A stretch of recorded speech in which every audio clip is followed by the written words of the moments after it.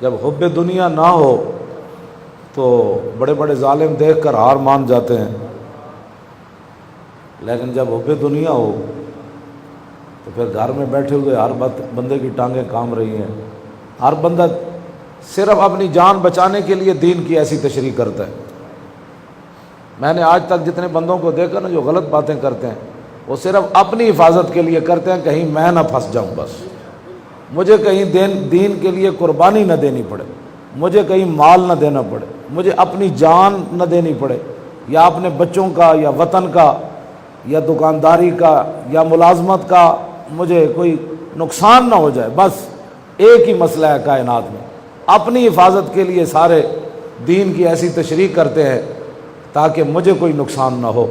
تو جب اتنی بزدلی آ جائے، کراہیت الموت آ جائے، مال کی اتنی محبت آ جائے، اولاد کی اتنی محبت آ جائے، تو پھر افغانستان بھی ہاتھوں سے چلا جاتا ہے، پھر یمن بھی ہاتھوں سے چلا جاتا ہے، پھر شام بھی ہاتھوں سے چلا جاتا ہے، پھر عراق بھی ہاتھوں سے چلا جاتا ہے، پھر مصر بھی ہاتھوں سے چلا جاتا ہے، پھر بوسنیا بھی ہاتھوں سے چلا جاتا ہے، پھر چیچنیا بھی ہاتھوں سے چلا جاتا ہے، پھر 70 سال کے بعد کشمیر کا 1 انچ بھی واپس نہیں آتا، لاکھوں مروا کر بھی 1 انچ بھی واپس نہ آیا، اور آئندہ بھی کبھی کوئی توقع نہیں ہے جب تک یہ 2 چیزیں امت مسلمہ میں موجود ہیں، ایک حب دنیا اور ایک کراہیت الموت۔ اس پر میں آگے حب دنیا کی تو میں نے ایک مثال آپ کو دے دی، اب کراہیت الموت۔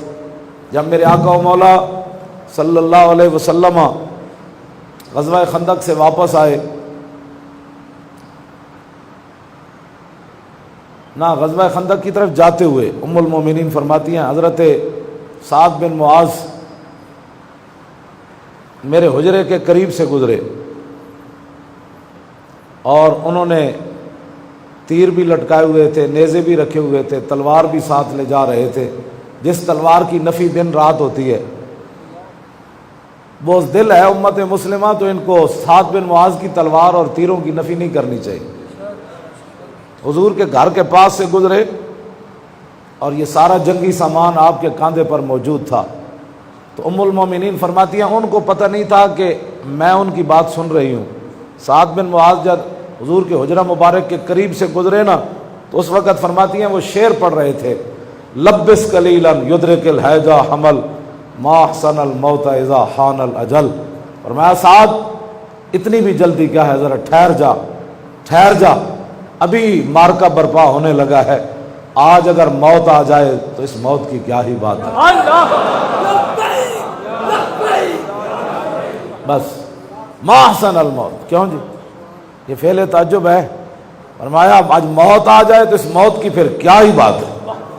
اور اتنے کہنے نہ مولانا صاحب تسی اتنی ڈاڈیاں گلاں کیوں، اسی تو جمعہ پڑھا نہ دیا۔ میں کہا صحابہ تو جمعہ پڑھتے ہی کوئی نہیں سن، جمعہ تو پڑھیا۔ ہاں کیوں جی، ہاں صحابہ تو جمعہ پڑھتے ہی کوئی نہیں سن، جمعہ تو پڑھنا یہاں چلیا جنہوں اپنی جان دی فکر لگی ہوئی کہ میں گل سنی تو مطلب جمعے تو نکلتے ہیں کدھر میری موت نہ آ جائے۔ جس وقت موت سے اتنا خوف ہو کہ جمعے کی تقریر بھی بندہ ہضم نہ کرے، اور کہنا میں فلانی جگہ جمعہ پڑھتا اتنے تو مولوی صاحب آج تک استنجے تو اخبار ہی نہیں نکلے، استنجے کے مسائل دسنے۔ میں آخیا چلیا ایک گل علامہ اقبال کلندر لاہوری جدو فرانس گیا اتنے ویکھیا تو مولوی صاحب اندر گیا نماز پڑھن، اقبال کہنا میں جب اندر گیا تو مولوی صاحب اگر مگر لگے ہوئے، وہ تو آئے سن اتنے پیسے کمان ڈالر۔ میں آخیا چلیا یہ تو گل جے رسول اللہ دی محبت ہوئے نا، جے اندر کوئی شے ہوئے تو ملک غسان دا خط آوے کعب بن مالک نو، مدینے دی گلی وچ خط ملے کہ حضور تواڈے نال ناراض ہن تے آ جاؤ، غسان دا بادشاہ تانوں دعوت دیندا ہے، بادشاہی وچ جناب تانوں شریک کر لوے گا، آ جاؤ دامن مصطفیٰ چھوڑ کے۔ 50 دن حضور بولے نہیں، زمین تنگ ہو گئی۔ حضرت ابو قتادہ نہ اتنا پیار ہے کہ باغ انہاں بھی گل نہ کیتی جدو السلام علیکم جا کے کیا، ہاں جی، اور انہاں دی دھی کعب بن مالک دے پتر دے گھرے تے چچا زادن تے فرماندے مینوں سب تو پیارے بھی مدینہ پاک وچ ابو قتادہ ہی سن، تے باغ وچ کلے گوڈی کر رہے تھے۔ کعب بن مالک جا کے السلام علیکم کیا، پھر السلام علیکم کیا، پھر تیسری باری اور کہندے نا میں تینوں اللہ دی قسم دے کے کہنا ہوئے میں اللہ رسول نال پیار نہیں کردا، او میں پیار نہیں کردا، او میں پیار نہیں کردا، اور سلام دا جواب نہیں دیندا۔ آپ نے فرمایا اللہ جانے یا رسول جانے، حضور نے منع کیا تیرے ساتھ بات نہیں کرنی. سمجھ رہی ہے؟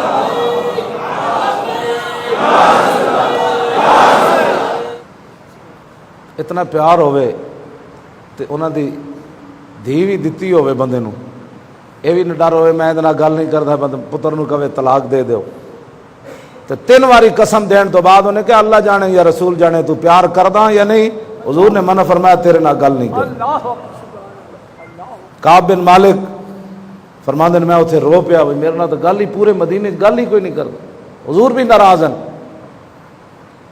ایتھے 2 دن ڈھڈے درد ہوئے، تیسرے دن اللہ دیاں شکوے، دکانداری نہ چلے، 2 نمازیں پڑھو، چھڈو جی میں نمازیں بھی پڑھنا، میری دکانداری بھی نہیں چلے.